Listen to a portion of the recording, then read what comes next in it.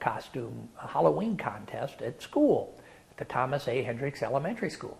And what it would be is that you would go and you'd be in costume, and they'd give a first prize and a second prize and third prize. And I had a real good costume, and I went to school, and I didn't win. And I was mad, and I was disappointed. And so I've always in my life, when dealt with business disappointment, I immediately pick myself up, and I'm going to get even. I'm going to show them.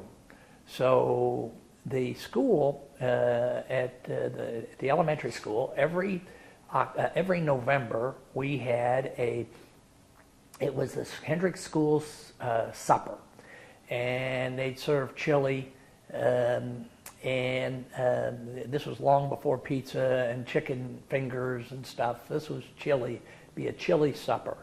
And you'd go, and the different parents would contribute casseroles and stuff, and they sell tickets, and then the school got the money. So they always made a prize for the person that sold the most school tickets. So for the school supper. So I didn't even know when it was, but as soon as I lost, the minute I lost, I thought, okay, I didn't win this, but I'm going to win this. Sell the most school supper tickets.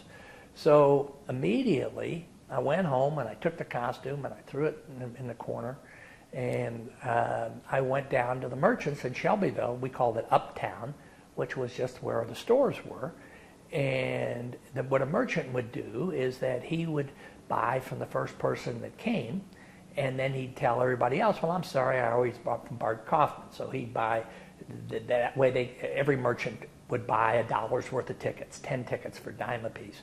So they'd buy $1 worth of tickets. And then that way they would get away from having to buy from all the kids. Be like Girl Scout cookies or something today. So I went to every merchant downtown. Of course, nobody had been there yet, because we didn't even know. They said, when is it? I said, I don't know, it's next month.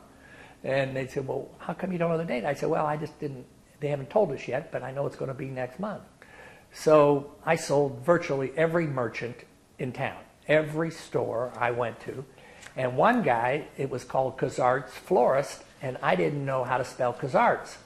So my parents laughed about it, because the guy who ran it was named Kenny Thomas, and I just put on my list, I had just be scratch paper, and I put Kenny Florist, 10 tickets, because I didn't know how to spell Kazart's. But I sold every merchant. So, next 2 weeks later, they announced the school supper. Well, I'd already sold more tickets than everybody else combined. But that was when, and then my father would go to Lions Club, and the people that I had missed, he'd sell them for me.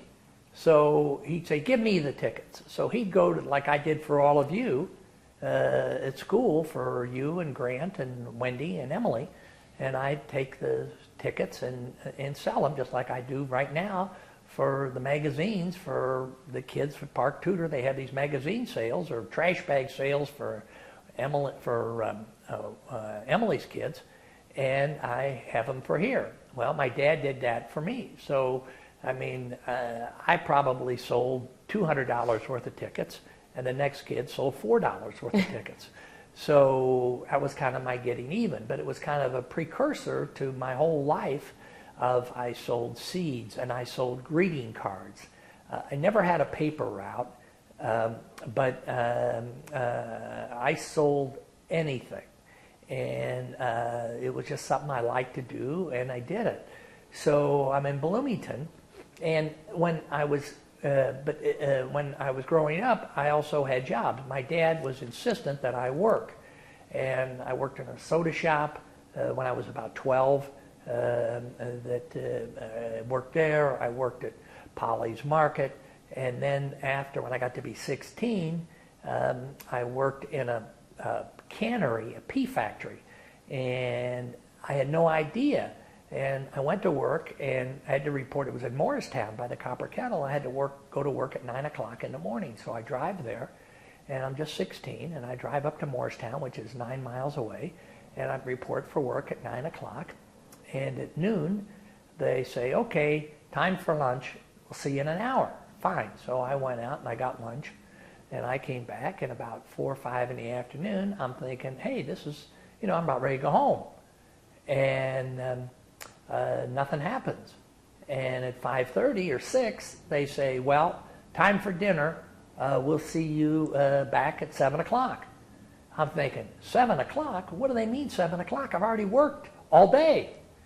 And so I go to dinner, and everybody else goes to or brings their dinner. Almost all the employees bring a lunch pail or something.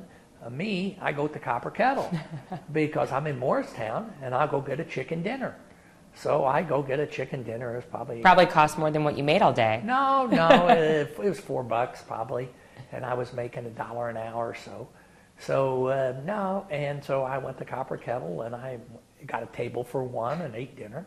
Now I come back at 7 o'clock, and it's dark, and I'm working, and now it's 11 o'clock. I've been there since 9 o'clock in the morning, and they say, well, we'll see you tomorrow at 9. And this was the way they worked, and it was perishable food, and so there were no 40-hour work weeks. So this was what I did, and I'll tell you, it worked 7 days a week, and it was hard work working there. And I was operating some machinery that I could have lost a finger or things because it was dangerous. But anyway, then I went to Dodgertown. And then when I was at Dodgertown, I had a very good lesson from my father that I should share, because I had my first girlfriend. And there was a girl in Shelbyville who was from a very nice family and very